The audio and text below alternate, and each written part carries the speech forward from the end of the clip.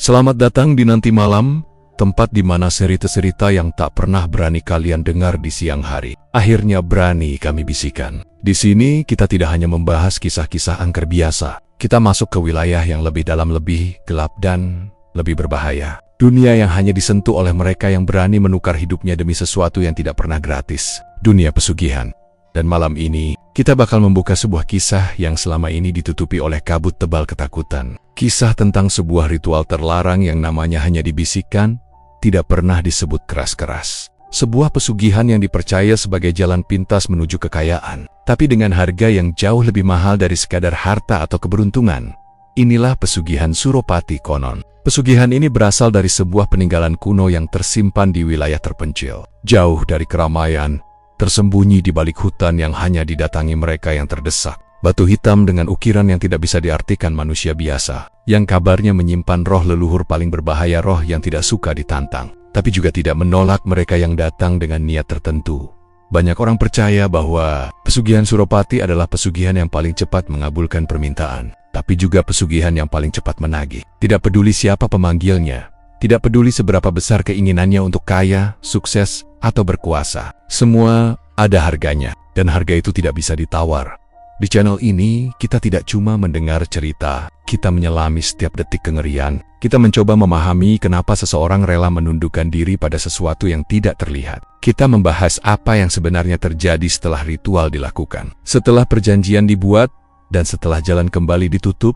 Apakah benar pesugihan Suropati memberikan kekayaan seketika? Apakah benar ada roh leluhur yang menjaga batu itu? Ataukah semuanya hanyalah cerita untuk menakut-nakuti? Malam ini, kita akan membuka satu persatu tabir gelapnya. Jadi, matikan lampu, pastikan kalian sendirian, dan dengarkan baik-baik. Karena cerita ini bukan sekadar kisah, cerita ini adalah peringatan. Selamat datang di Nanti Malam, dan inilah pesugihan Suropati. Awalnya semuanya terasa biasa saja, gak ada firasat buruk, gak ada mimpi aneh sebelumnya, dan gak ada suara-suara tanda bahaya. Hanya 4 orang anak muda yang kepalanya sumpek sama kerjaan dan rutinitas kota. Aku, Raka, Dimas, dan Naya cuma pengen refreshing, pengen tidur tanpa mikirin deadline, pengen ketawa tanpa harus pura-pura. Dan Naya, dengan semangat biasanya yang selalu terlalu besar untuk ditolak, nyeletuk kalau dia pengen camping. Camping di mana? Tanya Raka waktu itu. Gunung Kemuku saja, katanya sepi, asri, jarang ada orang. Jawab Naya dengan nada seolah itu tempat terpaling aman di dunia. Padahal, kalau dipikir sekarang, kata sepi itu justru harusnya jadi tanda awal kami buat mundur. Tapi ya namanya manusia, kalau otak lagi capek, kadang logika ikut mati. Kami cuma pengen pergi. Titik. Perjalanan ke sana sebenarnya lancar. Jalan desa yang berliku, pepohonan tinggi, dan udara yang makin dingin waktu kami naik sedikit ke arah area hutan bawah gunung. Sinyal hilang. Tapi saat itu kami menganggapnya sebagai keuntungan. Mantap, nggak bakal diganggu kantor, kata Dimas sambil ketawa. Tapi begitu mobil berhenti dan kami turun, suasananya langsung berubah. Sunyi. Bukan sunyi biasa, tapi semacam sunyi yang memaksa telinga kita ngerasa ada yang salah. Angin memang bergerak, tapi seperti enggan lewat. Udara lembab, menusuk kulit, dan ada aroma tanah basah yang aneh. Bukan bau hujan, bukan bau daun, tapi lebih mirip bau besi yang udah terlalu lama bersentuhan dengan tubuh manusia. Aku sempat berhenti dan mengendus pelan. Raka yang lagi nurunin tas dari bagasi melirik. Kenapa? Hidungmu gatal? Candanya. Aku cuma nyengir sambil geleng. Tapi dalam hati aku udah ngerasa ada yang janggal. Hanya saja, suasana masih tampak normal. Atau, lebih tepatnya, kami memaksa diri percaya bahwa itu normal. Kami masuk lebih dalam ke area hutan bawah dan menemukan sebidang tanah datar yang cukup luas untuk 2 tenda. Cahaya matahari masih bisa nyusup ke sela-sela pepohonan, tapi entah kenapa merasa seperti cahaya itu redup, kayak ditahan sesuatu dari arah dalam hutan. Waktu kami lagi sibuk menurunkan perlengkapan, Dimas tiba-tiba berhenti dan merapatkan jaket. Bro, ini tempat kok creepy ya? Suaranya pelan, setengah bercanda, setengah beneran takut. Creepy apanya? Ini justru perfect buat camping, jawab Naya sambil ngelirik manja seolah menantang kami buat nggak cemen. Raka tertawa dan mulai membuka tenda, sementara aku cuma mengamati sekitar. Ada banyak pohon besar, akar-akar panjang, dan semak-semak yang tumbuh liar. Tapi satu hal yang paling mengganggu adalah suara serangga, lebih tepatnya ketiadaan suara serangga. Biasanya hutan penuh dengan suara jangkrik, burung, Apalah, tapi ini hening yang tebal, seperti kapas masuk ke telinga. Kami tetap lanjut pasang tenda. Mungkin karena belum ada yang benar-benar berani bilang, ayo pulang aja. Jadi semuanya diam dan berusaha terlihat tegar. Sekitar setengah jam kemudian, 2 tenda berdiri rapi. Kami duduk sebentar sambil minum air ngelepas capek. Dan waktu itulah Naya berjalan sedikit ke arah sisi pohon besar yang ada di belakang tenda. Sini deh, aku nemu sesuatu, teriak Naya. Kami bertiga refleks nengok. Apalagi tuh? Gumam Dimas sambil bangkit setengah malas tapi penasaran. Kami mendekat dan melihat. Naya jongkok di depan sesuatu yang setengah tertanam di tanah. Sebuah batu hitam, lonjong, permukaannya mulus tapi dingin, dan bentuknya seperti tanduk. Bukan tanduk hewan biasa, tapi tanduk yang terlihat terlalu simetris, terlalu bersih, dan terlalu sengaja dibentuk. Ada ukiran pula. Ukiran tipis-tipis yang gak jelas bentuknya. Mungkin tulisan kuno atau simbol. Tapi satu hal yang pasti, itu bukan batu biasa. Lucu batunya, ucap Naya sambil tanpa mikir menyentuh batu itu dengan seluruh telapak tangannya. Dan detik itu juga, angin berhenti. Bukan berhenti pelan-pelan, tapi berhenti seketika. Seperti ada tangan besar yang menutup seluruh udara di sekitar kami. Daun yang tadinya bergoyang, dia membatu. Rambut kami yang tadi berkibar langsung turun. Bahkan napas pun rasanya menempel di tenggorokan. Kami semua diam, hening, teramat hening. Serangga yang sejak tadi memang jarang terdengar kini benar-benar hilang. Tidak ada suara angin, tidak ada suara dedaunan, tidak ada suara apapun. Aku merasa bulu kuduku meremang cepat, seperti ada listrik dingin yang naik lewat tulang belakang. Jantung berdebar nggak wajar, dan tiba-tiba dada terasa sesak. Seakan seluruh alam menatap kami dari balik pepohonan. Lepasin, bisikku pelan. Naya menoleh ke arahku, bingung. Kenapa kak? Sebelum aku sempat menjawab, Dimas tiba-tiba merinding dan bergumam lirih loh. Kok kayak tiba-tiba panas dingin gini ya? Raka cuma melotot, matanya memaku ke arah batu seolah dia baru sadar ada sesuatu yang jauh lebih besar sedang memperhatikan kami. Aku maju 1 langkah, berniat narik tangan Naya dari batu itu. Tapi begitu jariku hampir menyentuh lengannya, sebuah bisikan lirih terdengar. Pelan, sangat pelan, tapi jelas aja nyentuh. Suaranya seperti berasal dari tanah. Atau dari dalam batu itu, atau mungkin dari balik rerumputan. Aku mundur spontan, napasku tercekat. Apa tadi? Tanya Raka cepat. Aku geleng, tapi mataku masih terpaku ke arah batu hitam itu. Kayak ada yang engkomong. Dimas menelan ludah. Wong-wong desa pernah bilang kalau area kemukus bawah tuh ada pantangannya. Jangan sembarangan nyentuh benda yang kelihatan kuno atau nggak wajar. Naya hanya berdiri diam, tatapannya kosong ke batu itu. Tapi wajahnya mulai pucat. Bukan pucat karena takut, tapi pucat kayak orang kekurangan darah dalam hitungan detik. Naya, panggilku. Dia nggak jawab. Aku melambai-lambaikan tangan di depan wajahnya, dan dia berkedip, sedikit terlambat. Kok pusing tiba-tiba ya? Ucapnya pelan, tangannya masih nempel di batu. Raka langsung narik lengannya, dan begitu tangan Naya terlepas dari permukaan batu, angin kembali berembus. Pelan, ragu-ragu. Seolah nggak yakin boleh lewat atau enggak. Burung dari kejauhan terdengar sekilas, lalu hutan kembali seperti sebelumnya. Walaupun tidak sepenuhnya normal, ada rasa yang mengendap, rasa yang bikin tulangku berat, dan udara terasa lebih dingin dari seharusnya. Kita balik ke tenda aja dulu, kataku akhirnya, mencoba terdengar setenang mungkin. Kami berjalan menjauh dari batu itu, tapi aku merasa ada yang mengikuti. Bukan langkah, bukan suara napas, tapi semacam tekanan, seperti ada yang memperhatikan gerakan kami sampai benar-benar hilang dari pandangan. Naya jalannya pelan, sesekali dia pegang kepala, seperti menahan migrain mendadak. Kamu nggak apa-apa? Tanya Dimas. Iya, cuma pusing sedikit, jawabnya, memaksakan senyum. Tapi aku tahu itu bukan pusing biasa. Ada sesuatu yang berubah dari sorot matanya, seolah dia lagi menahan sesuatu yang nggak bisa dia jelasin. Sampai akhirnya kami kembali duduk di depan tenda, dan suasana mulai normal sedikit. Dimas nyeletuk kecil, gara-gara batu sialan itu kayaknya. Naya memutar bola mata, tapi tidak membantah. Raka memandangku lama, lalu bertanya dengan suara yang hanya bisa didengar kami berempat. Tadi kamu dengar apa? Aku diam, menelan ludah, kayak suara bisikan, bahasa Jawa, pelan banget. Katanya aja nyentuh. 3 wajah langsung memucat. Raka mengusap tengkuknya yang mendadak terasa dingin. Jadi, tadi Naya nyentuh sesuatu yang bahkan dia sendiri bilang jangan disentuh. Aku mengangguk pelan. Dan sebelum ada yang sempat melanjutkan pembicaraan, terdengar suara patahan ranting dari arah batu itu. Satu patahan, lalu dua, lalu tiga, pelan. Tapi ritmis, seolah sesuatu sedang berjalan, seolah sudah bangun, seolah sudah memulai. Aku merinding dan hanya bisa berkata dalam hati, sial.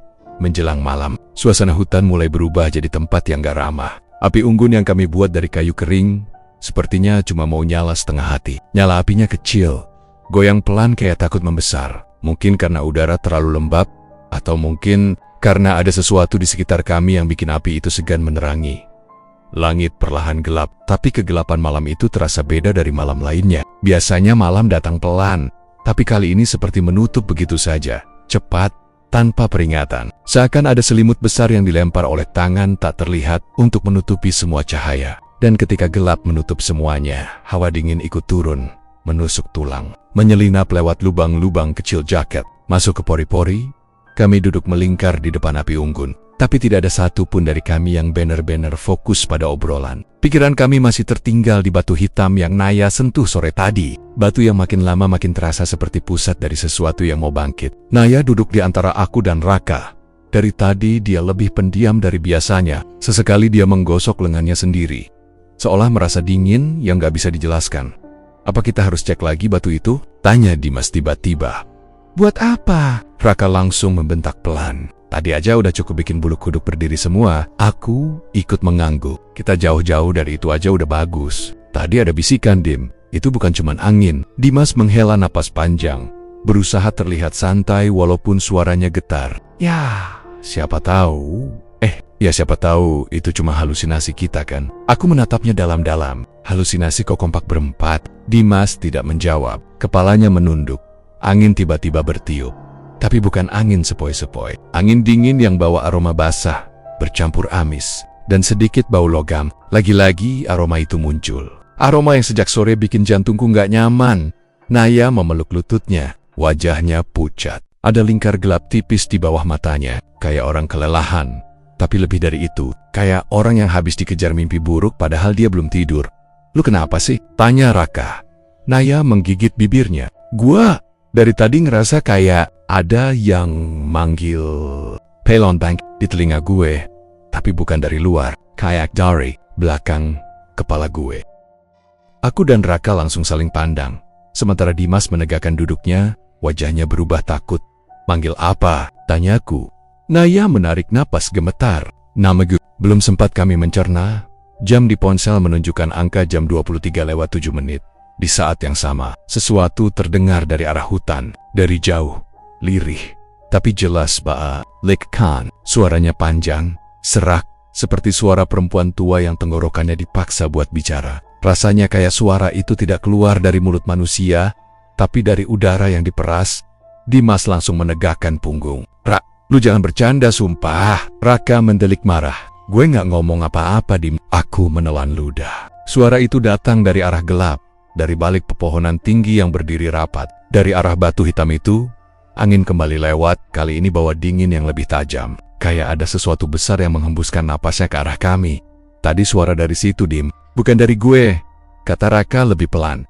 Dimas menoleh ke aku. Lu denger juga kan? Aku hanya mengangguk. Dan saat aku menatap Naya, aku tahu dia juga dengar. Wajahnya memucat lebih parah, bibirnya gemetar.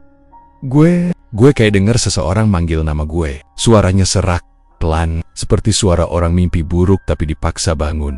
Tidak ada satupun dari kami yang berani tertawa atau menganggap bercanda. Tidak ada yang mengalihkan pembicaraan. Kami semua tahu ini bukan hal biasa. Tiba-tiba api unggun mengecil, seperti ditekan oleh angin dari atas. Padahal angin tidak bertiup ke arah api. Bahkan dedaunan di sekitar kami tidak bergerak. Kenapa apinya kayak mati ya? Gumam Raka. Aku berdiri perlahan. Kiok nih, ada yang dekat. Jangan nakut-nakutin, kata Dimas panik. Telinga gue dengar suara langkah. Tambahku, pelan, kayak ada yang nginjek ranting. Raka dan Dimas refleks berdiri juga. Naya tetap duduk, tapi tatapannya terpaku ke satu titik. Kearahu, tepat ke tempat di mana batu itu berada. Ada yang jalan ke sini, bisiknya. Kami semua menahan napas dari kegelapan. Dari arah di mana batu itu berada, muncul sesuatu. Bukan wujud jelas, bukan bayangan manusia, tapi bayangan hitam tipis, seperti asap yang membentuk siluet samar. Tingginya sekitar 2 meter. Bergerak pelan, mengalir, tapi tidak menyentuh tanah. Dan yang paling aneh, bayangan itu tidak mengikuti arah angin. Dia punya gerak sendiri. Bayangan itu semakin dekat. Pelan, memanjang, meliuk, seperti kain hitam yang digantung di air. Astagfirullah. Dimas berbisik sambil mundur. Woi, jangan deket-deket, kata Raka. Walaupun jelas dia sendiri ketakutan setengah mati. Aku menarik Naya berdiri. Tangannya dingin seperti es batu. Denyut nadinya cepat dan tidak teratur. Nay, bangun. Ojo kene. Ayo pindah, kataku spontan. Lidahku refleks terpeleset sedikit Jawa. Naya menoleh pelan ke arahku. Wajahnya kosong, matanya sedikit sayu, seperti orang yang baru bangun dari tidur yang tidak enak. Aku ora bisa gerak, gumamnya lirih. Aku makin panik, ku tarik lengannya lebih kuat. Bisa, ayo? Tapi tepat ketika kami mau bergerak, suara itu terdengar lagi. Balikan. Sekarang lebih dekat, lebih jelas dan lebih marah dari arah dalam bayangan itu. Aku bisa melihat 2 titik kecil, merah redup, seperti mata yang baru terbentuk. Titik itu bergerak naik, seolah sedang mencari atau mengenali. Suara ranting patah terdengar dari kiri kami, lalu dari kanan, lalu dari belakang, kayak semua jalur sedang dipenuhi sesuatu yang tidak terlihat. Api unggun tiba-tiba padam total, mati begitu saja. Gelap langsung menelan kami. Rasa dingin dari dalam hutan menyelimuti, membuat kulit merinding sampai sakit. Jantungku berdegup kencang. Tapi langkah kaki itu, langkah pelan tapi pasti, semakin dekat. Naya, ayo kabur, bisikku. Tapi Naya justru menatap bayangan itu, takut, tapi seolah ada sesuatu yang memanggil dari dalam dirinya. Dia meneteskan air mata kayak dia nyari aku, katanya lirih. Raka menggenggam tangannya kuat. Lu jangan ngomong gitu. Langkah kaki itu berhenti hanya beberapa meter dari kami. Bayangan hitam itu berdiri diam, titik mata merah redup itu mendongak, seperti sedang memperhatikan Naya dari jauh. Lalu, tanpa angin, tanpa gerakan, tanpa suara, bayangan itu menghilang. Menghilang begitu saja, seperti asap yang disedot ke dalam tanah. Kami semua terpaku. Tidak ada yang berani bicara. Namun justru itu yang paling menakutkan. Karena jika makhluk itu benar-benar pergi, kenapa udara masih berat? Kenapa dingin masih terasa? Kenapa aroma amis masih menusuk? Dan kenapa Naya masih terlihat seperti orang yang mendengar sesuatu yang hanya ditujukan untuk dirinya? Tiba-tiba Naya memegang kepalanya, meringis seolah ada sesuatu yang membentur sisi dalam tempurung kepalanya. Aduh, suara itu. Dia bilang, balik no, pelik, bisiknya putus-putus. Dimas langsung panik. Balikin apaan? Dari tadi kita nggak bawa apa-apa. Raka menoleh ke arah hutan gelap, lalu kembali menatap kami. Yang harus dibalikin itu. Dia menelan ludah. Batu yang Naya sentuh tadi, perutku langsung mual. Rasanya seperti ada tangan tak terlihat yang meremas organ dalamku. Aku tahu satu hal. Malam itu bukan sekadar malam pertama camping. Ini malam pertama dari sesuatu yang jauh lebih besar. Dan sesuatu itu sudah menemukan kami, terutama Nia, dan sepertinya dia belum mau pergi. Angin malam yang tadinya cuma dingin berubah jadi sesuatu yang lain, lebih berat, lebih pekat, seolah ada yang merayap di antara helai-helai udara. Tidak lama setelah bayangan hitam itu bergerak ke arah tenda, Naya tiba-tiba menggenggam kepalanya dan jatuh tersungkur. Awalnya aku kira dia cuma pusing atau panik, tapi detik berikutnya tubuhnya menegang kaku seperti busur yang ditarik terlalu jauh. Naya! Teriak Raka sambil berlutut, tapi suaranya terdengar jauh, kayak ditelan hutan.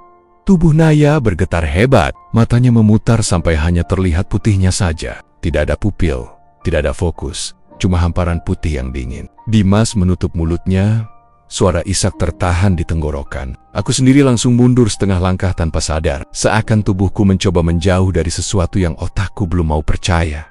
Bangun, Naya! Hei, bangun! Raka menggoyangkan bahunya, tapi Naya menyentak, merontah, lalu tubuhnya melengkung ke belakang sampai hampir nggak masuk akal. Aku bahkan dengar bunyi retak kecil dari sendi punggungnya, tapi entah kenapa dia nggak teriak kesakitan.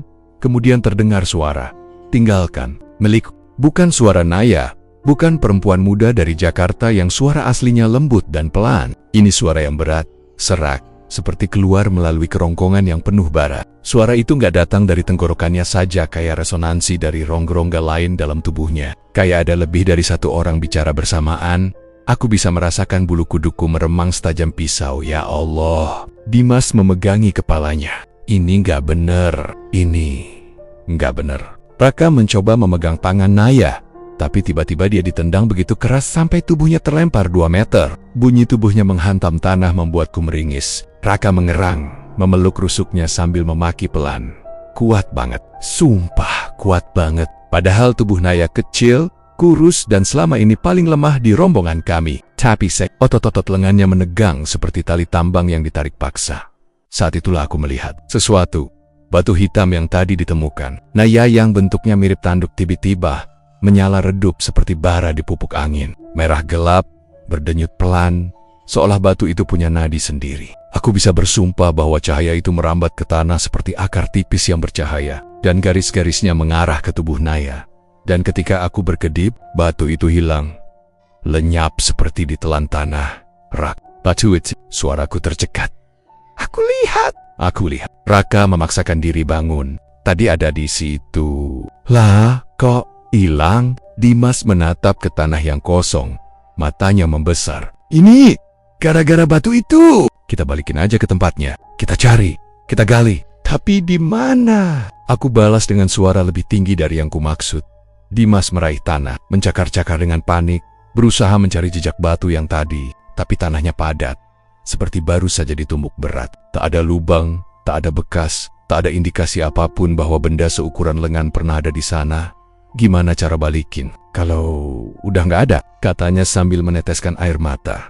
Aroma amis tiba-tiba semakin kuat. Awalnya samar, tapi kini menusuk seperti darah karang yang menempel di besi. Menguap dalam udara lembab, membuat perutku mual. Angin berputar pelan, tapi rasanya seperti ada yang melingkar mengitari kami.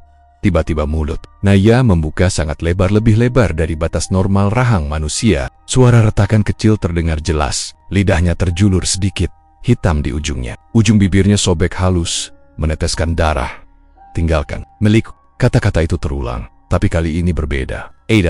Ada amarah yang jelas. Ada sesuatu yang menuntut. Aku dan Raka saling pandang. Jujur, aku nggak tahu mana yang lebih menakutkan, Naya yang kesurupan, atau kenyataan bahwa kami bertiga sama sekali nggak tahu apa yang terjadi dan gimana menghentikannya. Nah, kamu dengar kita? Ini Raka, Naya. Raka nekat merayap maju, menahan sakit. Kamu harus bangun. Tubuh Naya tiba-tiba berhenti kejang. Detik berikutnya, tubuhnya merosot tenang. Mata putihnya perlahan turun, pupilnya kembali muncul. Tapi bukan tatapan manusia. Tatapan kosong, jauh, dan penuh rasa benci. Waktu tatapannya mengarah ke aku, tubuhku kaku. Ada sensasi dingin seperti ular es merayap lewat tulang belakang. Dan dia tersenyum. Senyum kecil yang pelan, tapi membuat seluruh darahku membeku. Dengan suara parau rendah, dia berbisik, "Sopo kowe, nganggu dalanku." Aku hampir tersentak ketika mendengar bahasa Jawa itu keluar dari mulut seseorang yang bahkan tidak bisa mengucapkan matur nuwun dengan benar di hari normal. Logatnya terlalu sempurna, terlalu alami. Bukan milik Naya. Ini bukan dia, gumamku tanpa sadar. Dimas menangis makin keras, hampir sesenggukan. Naya atau apapun yang sedang memakainya menggerakkan kepalanya pelan, seperti sedang mengamati seekor hewan kecil. Lalu dia menatap Raka. "Kowe naik." Raka menelan ludah. "Naya, please, kamu sadar ya?" Naya terkekeh kecil. Suaranya seperti besi diseret di batu. Tubuhnya kembali bergerak, tapi sekarang perlahan, sangat terkontrol. Dia merangkak maju seperti binatang, lutut dan telapak tangannya menyentuh tanah dengan gerakan yang terlalu mulus. Punggungnya menekuk sedikit, rambutnya menjuntai menutupi sebagian wajahnya.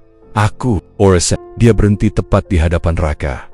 Senyumnya hilang, wajahnya mendekat sangat dekat, hampir menyentuh wajah Raka. Raka tidak bisa bergerak, entah karena takut atau ada sesuatu yang menahan. Aku nggak tahu, tapi aku melihat bahunya bergetar, lalu Naya berteriak. Teriakan yang sangat tinggi, sangat panjang, dan sangat tidak manusiawi. Suara itu terdengar seperti banyak suara bersatu. Ada suara perempuan, laki-laki, bisikan anak-anak, dan pekikan hewan. Tenda kami bergetar oleh resonansinya. Api unggun berdesir seperti ditekan angin dari berbagai arah sekaligus. Raka refleks jatuh terduduk ke belakang, menutup telinganya. Dimas berguling menjauh sambil menjerit. Aku cuma berdiri mematung. Teriakan itu menusuk sampai ke dadaku, membuat jantungku berdetak tidak beraturan. Begitu teriakan itu berhenti, Naya jatuh diam. Tubuhnya lunglai seperti boneka kain. Nafasnya pelan, tapi hidup. Dia pingsan. Kami bertiga tidak langsung mendekat. Bahkan setelah 1 menit, 2 menit, 3 menit, hutan tetap sunyi. Api mengecil sendiri, seperti takut. Akhirnya Raka yang lebih dulu bangkit perlahan, menahan rasa sakit di rusuknya. Kita harus pindahin dia ke tenda. Kita nggak bisa biarin dia di tanah gini. Kami memindahkan tubuh Naya dengan hati-hati. Bahkan ketika sudah di dalam tenda, dengan sleeping bag membungkusnya, aku masih merasa dia sedang melihat kami. Meski kelopak matanya tertutup rapat, aku tahu itu tidak rasional. Tapi hawa dingin dari tubuhnya membuatku yakin bahwa ia tidak sepenuhnya kembali menjadi Naya. Saat aku duduk di dekat pintu tenda, mencoba menenangkan diri, aku menyadari sesuatu. Bayangan hitam yang tadi muncul dari batu belum terlihat lagi, tapi udara masih membawa rasa kehadirannya. Seperti makhluk yang bersembunyi tepat di luar jangkauan cahaya. Dimas bersandar di tiang tenda sambil menangis kecil. Kita pulang besok pagi kan? Kita nggak bakal nginep 2 malam kan? Raka menggeleng pelan. Kalau Naya belum sadar, gimana caranya kita turun gunung? Dia nggak mungkin kita gendong jauh-jauh. Terus kita harus nunggu di tempat kayak gini. Suara Dimas naik setengah oktav. Rak, sumpah, ini bukan sakit biasa. Ini, aku tahu, potong Raka lirih. Tapi kita nggak punya pilihan. Aku mengintip keluar tenda. Hutan gelap, tidak ada suara jangkrik, tidak ada suara dedaunan. Seolah seluruh tempat itu berhenti hidup semenjak batu itu disentuh. Aku pikir, aku menelan ludah. Ada sesuatu di sini yang memang gak mau kita pergi. Dan entah kenapa, Naya yang paling kena. Karena dia yang sentuh batu itu, jawab Raka. Dimas menatap kami berdua. Matanya merah. Batu itu bentuknya kayak tanduk kan? Ukirannya aneh banget. Kayak simbol. Aku mengangguk pelan. Simbol, pemanggil, atau penanda. Kalian tahu apa? Dimas berkata sambil terisak. Aku googling Gunung Kemukus tuh cuma tentang legenda pesugihan. Tapi aku nggak tahu kalau ada. Sebelum kalimat itu selesai, Naya mengerang. Kami bertiga langsung menoleh. Bahu Naya bergerak pelan, seperti ada sesuatu yang menariknya dari dalam. Bibirnya bergetar kecil, lalu ia menggumam lemah tapi jelas. Wiz, dak, omong, bahasa Jawa lagi. Aku merasa darahku berhenti mengalir. Raka membungkuk mendekatinya. Naya, kamu bangun. Kelopak mata Naya terbuka sedikit, hanya sedikit. Cukup untuk melihat putih matanya yang masih mendominasi. Pupilnya kecil, seperti titik tinta. Dia tersenyum. Senyum itu membuatku ingin muntah. Ora iso Melayu. Suara itu bukan suara orang lemas bangun dari pingsan. Tidak, suara itu tenang, tegas. Seolah dia sedang memberitahu kami sebuah aturan yang sudah diputuskan lama. Dia ngomong apa? Dimas berbisik, takut mendengar jawabannya. Raka menelan ludah sebelum menjawab. Dia bilang, kita nggak bisa lari. Dan saat dia mengucapkan itu, kami bertiga tahu satu hal. Kesurupan Naya. Bukan puncaknya. Pagi itu rasanya seperti pagi paling panjang dalam hidupku. Bahkan matahari yang mulai merangkak naik pun rasanya nggak membawa kehangatan apa-apa. Langit cerah, tapi suasana tetap murah mungkin karena semalam kami tidur dalam ketakutan. Atau mungkin karena sesuatu dari hutan itu masih ngintilin kami. Naya berjalan di sampingku, tapi bukan dalam arti benar-benar berjalan. Tubuhnya lebih mirip boneka yang digeret dari satu titik ke titik lain. Kepalanya merunduk, rambut nutupin wajahnya, dan langkah kakinya menyeret tanah kering membuat suara gesrek, gesrek, yang bikin bulu kuduku berdiri. Sesekali dia berhenti tanpa alasan, membuat kami harus menoleh dengan rasa takut, memastikan dia masih mau ikut bergerak. Sesekali tangan Naya gemetar sendiri, sesekali bahunya naik turun seperti menahan sesuatu yang ingin keluar dari tubuhnya. Dan terkadang, dia berbisik lirih, memakai bahasa yang gak sepenuhnya jelas. Ada beberapa kata Jawa yang mencuat, tapi terdengar patah. Seperti ucapan yang dipaksa keluar dari mulut seseorang yang lidahnya bukan lidah manusia. Dudu, iki dudu, kepingin. Pali Rosso, bisiknya sekali waktu. Dimas langsung menutup telinga. Gue gak mau dengar lagi, Rak. Gue sumpah, gue gak mau dengar suara dia lagi. Ayo jalan terus, kataku. Walau suaraku sendiri gemetar, kita harus ketemu warga, harus ada yang bisa bantu. Beruntung setelah hampir 1 jam kami turun dari jalur hutan, kami menemukan satu rumah kecil di pinggir tebing. Rumah itu dikelilingi pepohonan bambu tua yang suaranya bergemerisik halus tertiup angin. Ada kebun singkong kecil di samping rumah. Beberapa ayam berlarian. Dan di depan pintu, terlihat seorang bapak tua sedang memotong kayu. Bapak itu berhenti begitu melihat kami datang. Bukan berhenti yang biasa tapi berhenti mendadak, kaku. Seolah alat pemotongnya berubah jadi beban berat. Tatapannya langsung mengarah ke Naya yang berjalan tertatih di belakang kami, Gusti. Gumamnya lirih. Kami menghampiri pelan-pelan. Dan Raka membuka pembicaraan dengan sopan. Pak, maaf kami ganggu. Temen kami, ada masalah. Bapak itu menatap kami satu-satu. Lalu berhenti lagi di Naya yang wajahnya masih tertunduk. Masalah opo? Tanyanya hati-hati. Dari dekat, raut wajah bapak itu semakin jelas. Kulitnya legam, berkeriput, namun matanya masih tajam. Ada bekas garis seperti luka lama di pipinya. Dia bukan tipe orang yang gampang takut, tapi jelas terlihat ada sesuatu dalam diri Naya yang bikin dia waspada. Kami camping di bawah Gunung Kemukus, jelasku. Teman kami nemu batu hitam, bentuknya kayak tanduk. Terus sejak itu, sebelum aku selesai menjelaskan, raut wajah bapak itu langsung berubah. Sorot mata yang awalnya tenang mendadak penuh kecemasan. Bahkan tubuhnya goyah sedikit seperti kehilangan keseimbangan. Ia mundur satu langkah. Napasnya tercekat. Kowe sentuh batu kui? Tanyanya dengan nada yang hampir berbisik. Tapi jelas syarat ketakutan. Aku mengangguk pelan. Bapak itu menoleh lagi ke arah Naya.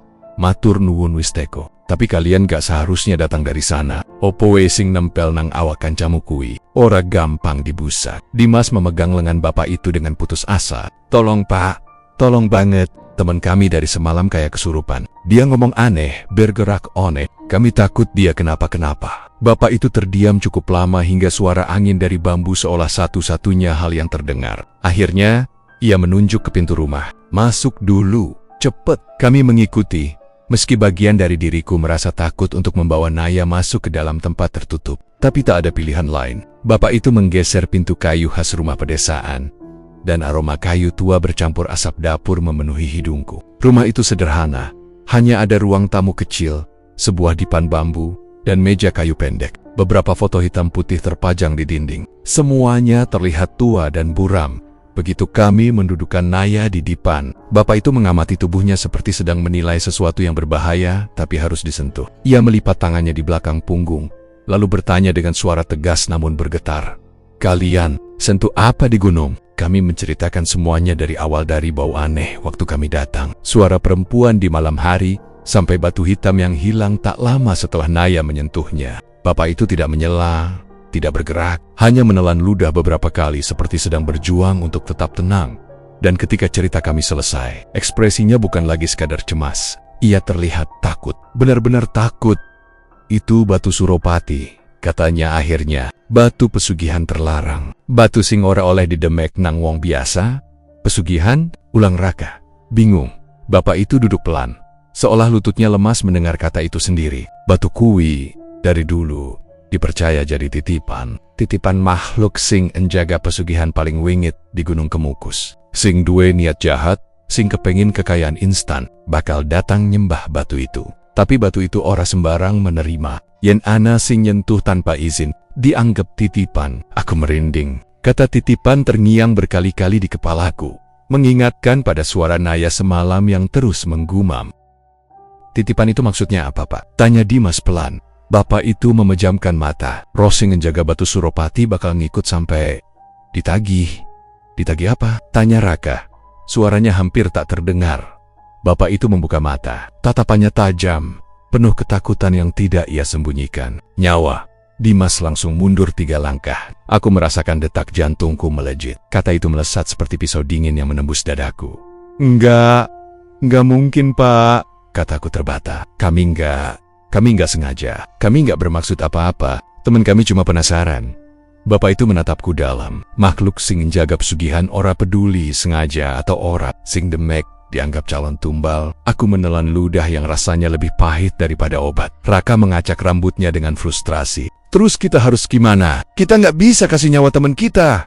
Tolong, Pak. Ada cara buat nyelamatin dia, kan? Bapak itu berdiri, berjalan ke salah satu lemari kecil, dan mengambil sebuah botol kaca berisi air keruh dan beberapa daun yang mengapung di dalamnya. Bau menyengat terbit begitu ia membuka tutup botol, seperti campuran belerang dan rempah terbakar tadi malam. Apa kalian dengar suara wanita? Tanya bapak itu.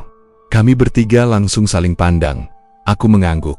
Iya, ada suara. Panggil kami. Manggil nama Naya juga. Bapak itu menutup botol itu lagi. Rahangnya mengeras. Itu tandanya roh penunggunya sudah melek. Sing dijaga selama puluhan tahun wis diusik. Dan kancamu wis keken. Naya tiba-tiba mengeluarkan suara aneh. Tubuhnya bergetar. Dan dadanya naik turun seperti habis berlari. Bapak itu langsung mendekat dengan hati-hati. Dari mulut Naya terdengar suara lirih. Namun kali ini bukan suara perempuan. Bukan suara manusia juga. Hehe, marani Bali. Itu berat, serak, dan seolah keluar dari rongga yang jauh lebih besar daripada tubuh Naya. Aku merinding sampai punggungku terasa kaku. Dimas memeluk lutut dan menutup mata. Pak, kataku, hampir memohon. Bapak itu akhirnya menghela napas panjang. Ana satu cara, tapi ora gampang dan ora jamin berhasil. Kami lakukan apa aja? Jawab Raka cepat. Bapak itu mengangguk pelan. Kalian harus kembali ke tempat batu itu. Tempat di mana Naya pertama kali ndemek. Kowe kudu ngembaliake apa sing wis kowe ambil. Walaupun batu kui ora ana neng kana maneh. Aku mengerutkan kening. Tapi batunya hilang, Pak. Kami lihat sendiri tadi malam. Batu Suropati ora hilang. Sahutnya. Cuman delik. Kabeh wong sing dadi titipan bakal digawa mendekat. Sampai waktu tiba. Darahku seperti berhenti mengalir. Apa maksudnya dibawa mendekat? Sing njaga pesugihan kui bakal muncul pas wong sing nyentuh batu itu menjelang ajal. Makhluk kui bakal nunjuke batune, narik rohnya, lanjupuk tambal. Aku merasa ruangan berputar. Rasa takut berubah menjadi rasa dingin yang menusuk tulang. Terus kita harus balik. Kesana Dimas hampir berteriak. Pak, tadi malam aja kita mau mati ketakutan. Tapi kowe ora ana pilihan. Jawab bapak itu tegas. Sing ngondeli kancamu kui ora bakal lepas nenek kowe mengungsi. Makhluk kui ngikut sampai kapan wey. Seolah menguatkan kata kota itu, tiba-tiba Naya mendongak. Sangat cepat. Kepalanya terangkat seperti dicabut oleh tali tak terlihat. Matanya yang tadi kosong kini terbuka lebar. Putih semua. Bapak itu spontan mundur. Aku tersentak berdiri. Sementara Dimas menjerit kecil. Mulut Naya bergerak. Perlahan, senyuman tipis muncul di wajahnya, bukan senyum manusia. Senyum itu terlalu lebar, terlalu dingin. Wiswayahe Bali, bisiknya. Aku wes ditunggu. Jantungku seperti diremas. Bapak itu memegang bahuku, kuat sekali. Cepet, nek kowe isih kepengin kancamu urip, kowe harus kembali sekarang. Naya tiba-tiba tertawa, tawanya lirih, namun melengking di ujung, seperti tawa orang tua yang sakit paru-paru. Suara itu membelah kesunyian rumah, dan membuat bulu kuduku naik. Sampai ke pila, dan saat itulah aku sadar. Apapun yang menunggu kami di hutan itu, jauh lebih mengerikan daripada apa yang sudah terjadi. Tapi kalau kami nggak balik, Naya pasti mati. Aku menatap Raka dan Dimas. Kami bertiga sama-sama pucat, tapi kami punya pikiran yang sama. Kami harus kembali.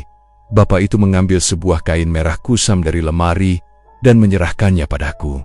Gawa iki, nanging ojo dibuka nganti kowe tekan panggonan kowe. Iki mung perlindungan sementara. Ora kuat ngelawan makhluk pesugihan, tapi aiso mandek kesakehik. Aku memegang kain itu rat-rat. Pak, apa kami bisa selamat? Bapak itu termenung lama sebelum menjawab. Slamet, ora slamet. Gumantung karo sing njaga gunung Kemukus. Kowe cuma bisa nyobak.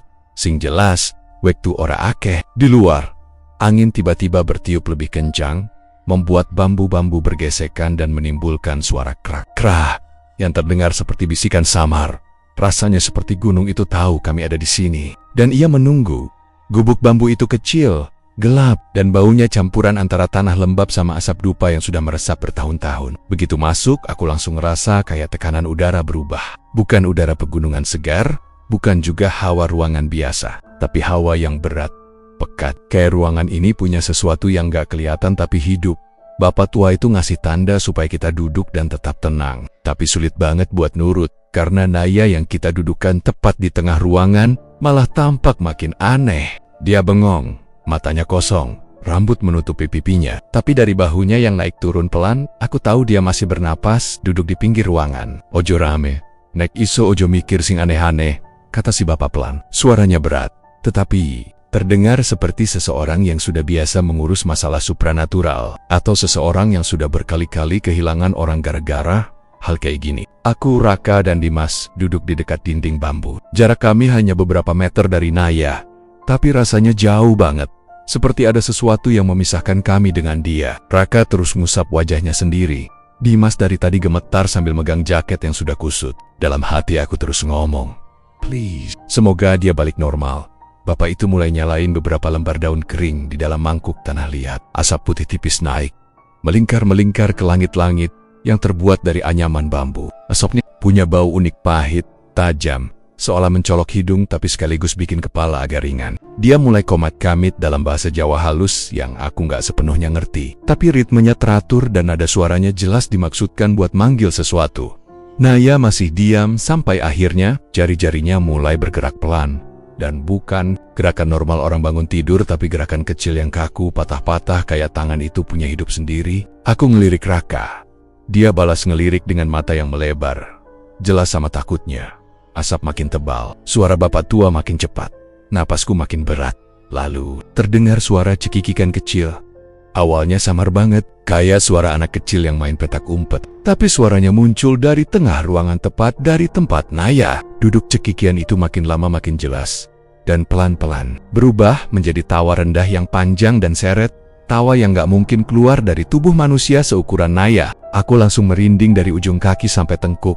Dimas langsung nutup telinganya dan berbisik cepat.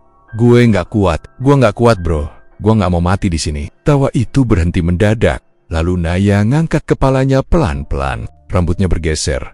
Dan sekarang aku bisa lihat matanya. Tapi bukan mata Naya. Warna putihnya keruh. Pupilnya kecil banget. Dia menatap kami satu persatu. Kayak sedang milih siapa yang bakal jadi mangsa pertama bapek tua itu. Marah. Dan mulai menggumam lebih keras sambil menggenggam buntalan daun. Dia bergerak cepat. Menaburkan serpihan daun ke arah Naya. Tapi Naya cuma senyum. Senyum lebar banget. Terlalu lebar sampai seolah pipinya mau sobek. Kenapa manggil aku? Suaranya berat, serak, dalam dan bergema seperti keluar dari dua suara sekaligus. Aku langsung mundur sampai punggungku nabrak dinding. Raka ngos-ngosan. Dimas hampir muntah. Kenapa manggil aku kalau kalian sendiri yang membuka jalannya? Setiap kata terasa seperti tamparan dingin ke wajah. Naya berdiri. Tapi cara dia berdiri bukan seperti manusia normal. Dia seolah ditarik oleh tali yang gak kelihatan badannya naik sedikit. Lalu melayang kecil sebelum kakinya menyentuh tanah lagi. Bapak tua itu teriak. Meneng! Ojo nganganggu menungso iki. Balik no titipanmu! Tapi Naya malah ketawa keras. Lilin-lilin di pojok ruangan mati semua sekaligus. Seperti ada tangan tak kasat mata yang meniupnya bersamaan. Gelap. Gelap total. Aku spontan meraih tanah, mencoba cari pegangan. Dalam gelap, aku hanya dengar suara napas panik kami dan desisan panjang dari arah Naya. Dan kemudian, brok, pintu gubuk kebanting. Terbuka sendiri dengan suara yang memekakan telinga. Angin dingin masuk, membuat asap ritual menyebar ke seluruh ruangan. Siluet sesuatu muncul tepat di belakang Naya. Awalnya cuma bayangan, tapi bayangan itu tumbuh. Semakin tinggi semakin besar. Sampai ujungnya menyentuh langit-langit gubuk yang rendah. Bentuknya seperti tubuh manusia, tapi kepalanya memanjang ke atas. Melengkung seperti tanduk. Tanduk hitam panjang. Persis seperti batu Suropati yang Naya sentuh. Aku hampir pingsan waktu makhluk itu mulai bergerak. Bayangannya merayap ke lantai, mengambil bentuk nyata. Seolah keluar dari tubuh Naya. Dari belakang dia, dua tangan kurus berkulit abu-abu muncul dan menempel ke bahunya. Dan makhluk itu seperti mencoba keluar sepenuhnya dari tubuh kecil Naya. Bapak tua teriak, "Wis, ojo diterusno. Keluar, keluar kabeh." Ritual gagal. Dia dorong kami bertiga menuju pintu tanpa mikir panjang. "Kabur!" Saiki, kami langsung bangkit. Dimas jatuh 2 kali sebelum akhirnya bisa berdiri. Raka narik tanganku keras-keras. Saat kami keluar, aku sempat nengok ke belakang. Naya masih berdiri di tengah ruangan. Tapi di belakangnya, bayangan besar itu makin jelas. Matanya merah 2 biji. Tubuhnya tertekuk aneh. Nafasnya berat, seperti sapi besar sedang marah. Lalu Naya bicara 1 kalimat. Dengan suara 2 lapis yang bikin darahku berhenti mengalir. Cau ora bakalado. Sing wis ditandai. Kudu balik. Aku langsung lari sekuat tenaga. Kami bertiga terhayang-hayang keluar dari kebun bambu. Bapak tua ikut lari. Tapi langkahnya terpincang. Suara tawa Naya membuntuti kami sampai keluar kebun koing. Pand, seperti seseorang menertawakan hidup kami yang sebentar lagi bakal dicabut. Begitu sampai di jalan tanah dekat sawah, kami napas turenggengga, kaki gemetar, keringat dingin di seluruh tubuh. Dimas jatuh duduk dan langsung nangis. Raka masih melongo sambil pegang rambutnya sendiri. Aku cuma bisa berdiri kayak patung. Jari-jari tanganku mati rasa, Pak. Pak, itu tadi apa? Suaraku pecah. Bapak tua itu hanya menggeleng lemah, berkeringat, terhuyung, Itu bukan sekadar roh pesugihan, katanya. Pelan, itu penjagane, sing jaga batu Suropati. Kalian sudah bangunkan sesuatu yang harusnya tidur. Aku menelan ludah susah payah. Terus, Naya gimana? Bapak itu memandang jauh ke arah gubuk yang kini gelap gulita. Naya, sudah bukan dia lagi. Paraku Mule, kepala berputar. Lalu dia menatap kami satu persatu dengan mata sayu dan penuh rasa iba. Kalian semua sudah ditandai. Kalian harus siap apapun yang terjadi. Dia bakal mencarimu sampai utang itu dibayar. Raka langsung maju setengah langkah.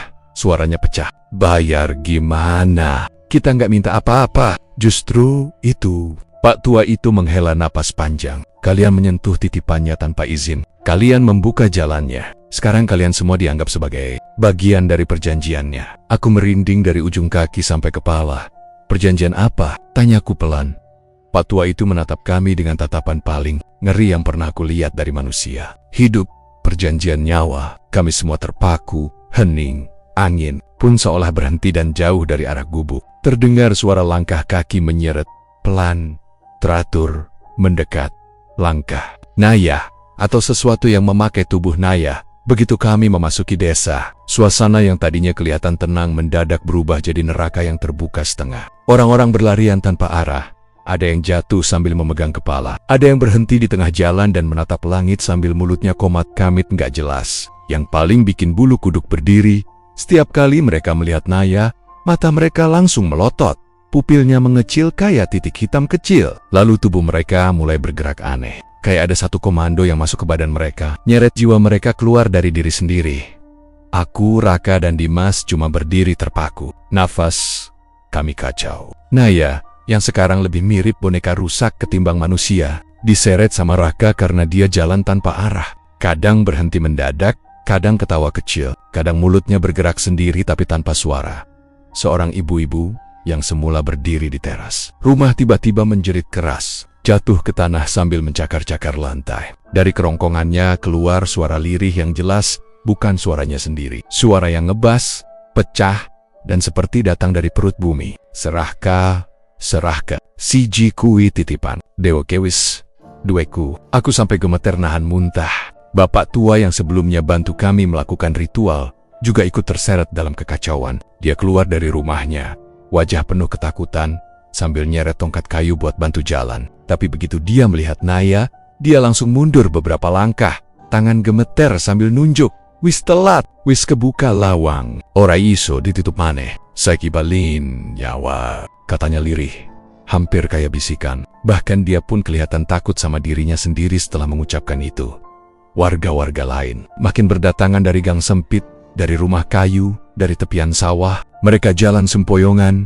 Sebagian merangkak cepat di tanah seperti binatang, sebagian lagi matanya melotot tanpa berkedip. Eda, 3 laki-laki yang tubuhnya melengkung ke belakang, sampai punggungnya hampir menyentuh lantai. Tapi mereka tetap bergerak maju, mendekati kami. Nafas mereka tersengal tapi bersamaan, kayak satu irama dari satu mulut yang sama dari puluhan mulut itu. Bersamaan terdengar suara yang sama persis. Serahkan yang menyentuh batu kami, atau semua jadi milik kami. Suara itu menggema satu suara. Semua bibir mereka bergerak bersamaan. Nggak ada yang telat sedetik pun sempurna. Itu yang bikin suasananya makin gila.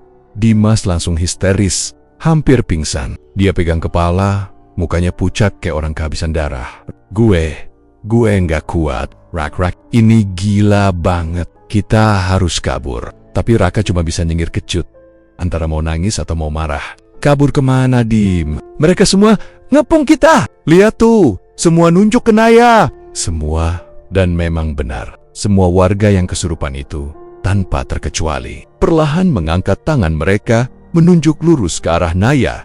Gerakan mereka pelan, sinkron, kayak tangan-tangan boneka tali yang dikendalikan dari atas, dari jarak dekat. Aku bisa lihat yari-yari mereka kaku dan pucat. Beberapa kuku sampai berdarah karena entah apa yang sebelumnya mereka garuk. Tubuh Naya goyang pelan, kepalanya miring ke kiri lalu ke kanan. Seakan sedang menyesuaikan diri dengan sesuatu yang cuma dia yang bisa dengar. Rambutnya yang kusut menutupi sebagian wajahnya. Tapi aku bisa melihat sudut bibirnya bergerak naik. Senyum yang sama sekali bukan senyum manusia, Naya. Aku coba panggil. Tapi suaraku gemetar. Naya, sadar. Tolong, sadar. Tapi dia cuma menatapku dengan mata kosong. Ada kilatan merah samar di balik pupilnya. Kilatan yang persis sama kayak warna batu yang hilang itu. Beberapa warga mulai jalan mendekat. Ada bapak-bapak besar yang tangannya penuh tanah. Mulutnya terbuka lebar sampai hampir sobek. Ada wanita tua yang matanya putih semua dan rambutnya jatuh berantakan sampai menyapu tanah. Ada anak kecil yang jalannya pincang tapi larinya tiba-tiba cepat begitu mendekati garis tenda darurat tempat kami berdiri. Serak. Suara itu makin keras, makin memecah kepala. Dimas sampai jatuh berlutut sambil nutup telinga. Berhenti, tolong. Tapi suara itu makin jadi. Warga-warga itu mulai bergerak serempak, maju setengah langkah. Hening sepersekian detik, lalu maju lagi setengah langkah. Setiap langkah mereka bikin debu naik, bikin tanah getar halus, bikin jantung aku seakan mau copot. Apa yang mereka mau? Bisikku ke Raka. Raka menelan ludah, wajahnya pucat tapi matanya masih berusaha berpikir. Mereka bukan mau Naya, mereka mau sesuatu yang ada di dalam Naya. Aku membelalak. Row it, mungkin lebih dari itu. Ujar Raka lirih. Lihat cara mereka nunjuk. Mereka nggak lihat Naya.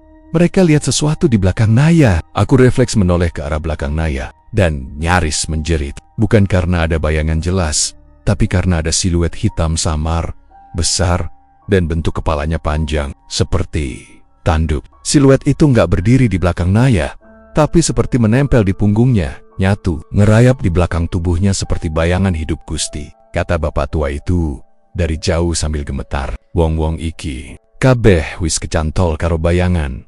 Suropati. Nama yang dari tadi cuma terdengar sebagai bisikan kini terasa nyata. Hidup, mengamati. Warga yang paling dekat tiba-tiba merangkak cepat ke arah kami. Kecepatan yang gak manusiawi. Lebih kayak hewan liar. Kami panik dan langsung mundur. Aku hampir tersandung batu. Tapi Raka narik tanganku. Kita harus cari tempat aman. Teriak Raka. Tidak ada tempat aman. Teriak bapak tua itu dari kejauhan. Selama sing nyentuh watu durung dibaleke, roh kuwi bakal nuntut terus. Tapi batunya hilang, Pak. Aku balas berteriak. Wajah si bapak langsung pucat kayak kertas. Yen wis il, berarti dudumong dituntut. Tapi dijemput. Jantungku serasa berhenti sepersekian detik. Warga-warga itu tiba-tiba berhenti bergerak. Semua tubuh mereka membeku dalam posisi yang aneh. Ada yang merangkak, ada yang membungkuk, ada yang berdiri tegak tapi kepalanya miring. Tapi semua diam. Lalu di antara kerumunan itu, seorang anak kecil melangkah maju, pelan, tatapannya lurus ke Naya. Tapi suara yang keluar dari mulutnya, suara orang tua, serak, dalam, berat. Kalian membuka jalan, ucapnya. Sekarang jalan itu tidak bisa ditutup.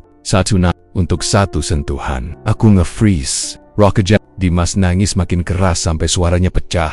Sementara Naya tersenyum, pelan. Lalu perlahan kepalanya menengok ke belakangnya sendiri, ke arah bayangan itu, seakan memastikan sesuatu. Lalu dia berbisik pelan, tapi jealous. Waktumu. Dan suara dari ratusan warga itu bersamaan menjawab, Waktun. Kami semua tahu satu hal pada saat itu. Ini bukan lagi soal kesurupan. Ini soal penjemputan. Dan kami belum siap untuk kehilangan siapapun. Waktu Naya bilang kalau dia nggak pernah kerasukan, otak rasanya langsung beku. Suasana yang tadinya penuh jeritan dan suara aneh mendadak jadi hening kayak semua orang disuruh berhenti bernafas. Warga yang kesurupan, yang tadi meronta-ronta sampai tubuhnya melengkung gak karuan, sekarang semuanya diam membatu. Mata mereka gak kedip, tubuh mereka tegak, seakan menunggu perintah dari satu orang. Naya, dan yang paling bikin merinding, ekspresi mereka berubah kosong. Tapi bukan kosong yang bodoh, kosong yang patuh. Kosong yang siap nurut apa aja. Aku, Raka, dan Dimas mundur beberapa langkah tanpa sadar. Kayak tubuh kami bergerak sendiri karena ketakutan. Mulutku sampai kering, tenggorokan kayak dicekek udara dingin. Sementara Naya melangkah maju pelan-pelan banget. Tapi setiap langkahnya bergema di telinga. Kayak tanah sendiri menunduk waktu diinjak dia. Aku memang nyari batu itu, katanya lagi. Suaranya tenang, datar, tapi menusuk. Kata-katanya terdengar kayak bisikan yang masuk lewat tulang, bukan lewat telinga. Raka nyaris jatuh karena mundur terlalu cepat. Naya, kamu ngapain? Kamu bercanda kan? Kita ini temenmu. Naya menoleh pelan ke arah Raka. Senyumnya makin lebar, tapi matanya tetap kosong hitam. Senyum yang bukan senyum manusia. Lebar tapi nggak nunjukin rasa apa-apa. Kayak senyum boneka rusak. Temen. Naya melengos sedikit. Kalian ini cuma kunci. Cuma pembuka jalan. Aku butuh 3 saksi. Dan kalian muncul sendiri kayak kambing digiring ke jebakan. Dia mendekat lagi. Rambutnya yang agak kekokon melambai tipis tertiup angin yang entah datang dari mana. Batu itu hanya wadah. Yang sebenarnya, ku butuh malah kalian. Aku langsung memeluk tubuh sendiri. Kayak mencoba menahan dingin yang datang tiba-tiba dari segala arah. Kamu bukan Naya, gumamku. Naya tertawa kecil. Oh, aku Naya. Tapi aku juga bukan cuman itu. Dari belakangnya, kabut tipis naik membentuk siluet tandak-tandak panjang yang melengkung. Bayangan itu bergerak pelan, seolah bernapas. Setiap kali tanduk itu bergerak, tanah di bawah kaki kami bergetar halus. Warga di sekitar kami serentak menunduk dalam-dalam, kayak menyembah sesuatu yang gak bisa dilihat orang biasa. Dimas mulai menangis lagi, tapi kali ini suaranya samar-samar tertelan udara tebal yang mengelilingi kami. Naya, please, kita pulang aja. Kita lupa semua ini. Kita anggap gak pernah terjadi apa-apa. Naya jalan mendekat, bikin jarak antara kami tinggal beberapa langkah. Dimas, kamu selalu paling penakut dari dulu, bahkan sebelum semua ini. Ia mencondongkan tubuh sedikit. Mau pulang kemana? Kalian pikir kalian berhak pulang setelah membuka gerbang yang bahkan leluhurku pun segan buka? Aku mulai gemetar. Leluhurmu? Nia berhenti, menyentuh tanah dengan ujung jarinya. Tanah itu langsung retak kecil, mengeluarkan asap tipis. Warga makin merendah, bahkan ada yang sampai sujud ke tanah. Suara lirih mulai terdengar dari kerumunan mereka, lantunan yang gak ada nadanya. Kayak suara orang mengigau dalam tidur. Aku keturunan Suropati, katanya pelan, tapi jelas. Penerus yang harus membangunkan yang lama tidur. Batu itu cuma tanda. Dan kalian adalah pemicunya. Langit tiba-tiba gelap, kayak ditutup kain hitam. Padahal tadi matahari sore masih kelihatan. Burung-burung di pepohonan berterbangan keluar secara acak. Beberapa bahkan jatuh seperti kehilangan arah. Suasana makin janggal. Aku cuma butuh 3 saksi, 3 energi hidup yang menyentuh tempat itu secara sukarela. Naya menunjuk kami bertiga, dan kalian telah melakukannya. Aku langsung lunglai, lututku lemas seketika. Ternyata dari awal, semua ini jebakan. Sebuah rencana. Sebuah kelicikan yang dibungkus sikap manis seorang teman. Naya bukan ketempelan. Naya bukan korban. Naya adalah sumbernya. Raka mencoba maju. Mungkin mau nekat menghampiri atau minimal narik Naya biar sadar atau biar kembali jadi dirinya yang biasa. Tapi sebelum dia sempat menyentuh Naya, ada tangan warga yang langsung menariknya keras kayak refleks. Tubuh Raka dihempaskan ke tanah, kepalanya nyaris membentur batu. Astagfirullah, teriak Raka sambil merangkak ke belakang. Tapi warga itu nggak mengejar. Mereka hanya menatap Raka dengan tatapan kosong penuh ancaman. Di kejauhan, semakin banyak warga muncul dari sudut-sudut desa, bahkan dari hutan. Tubuh mereka berjalan kaku, mata mereka menatap kosong tetapi fokus ke satu titik. Kami, Naya, kenapa kamu lakuin ini? Suaraku tremor. Kita nggak pernah jahat ke kamu. Naya menatapku sangat lama, seperti sedang menilai apakah aku pantas diberi jawaban atau enggak. Karena dunia ini sudah lama menutup mata terhadap warisan Suropati. Mereka menganggap kami legenda, cerita rakyat, dongeng kampung. Padahal, kekuatan kami nyata. Dan aku yang dipilih untuk buka kembali jalannya. Apa hubungannya sama kami? Raka berteriak. Naya mengangkat dagunya sedikit. Tanda dia mulai menunjukkan siapa dirinya. Untuk membuka jalur antara dunia manusia dan dunia tempat kekuatanku tersimpan, dibutuhkan energi ketakutan yang murni. Takut yang datang bukan karena ancaman, tapi karena kehilangan kepercayaan.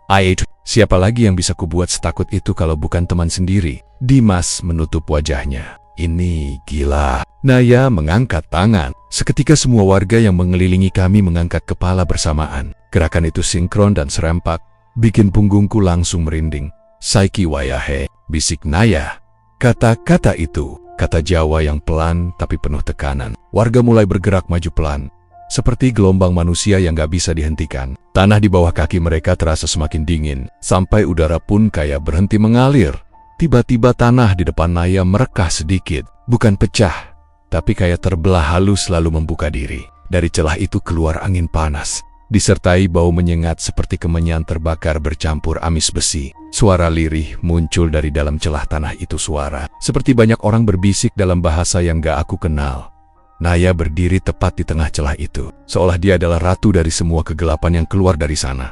Kalian bertiga, katanya sambil menatap kami bergantian. Kalian adalah pintunya. Dengan rasa takut kalian, Dear kalian, aku bisa mengembalikan apa yang hilang. Aku, Dimas dan Raka benar-benar kehilangan kata-kata. Semua rencana melarikan diri terasa sia-sia. Desa sudah dikuasai.